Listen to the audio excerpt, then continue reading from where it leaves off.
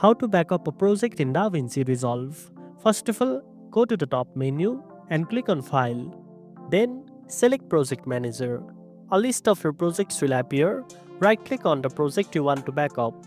From the drop-down menu, choose Export Project or Export Project Archive. Export Project saves only the project file, while Export Project Archive saves the project and all your media files. If you want a full backup, choose Export Project Archive.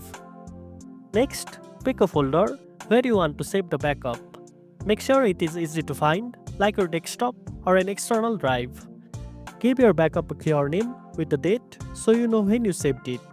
Then, click Save and wait for the backup to finish. This might take a few minutes if your project has many files.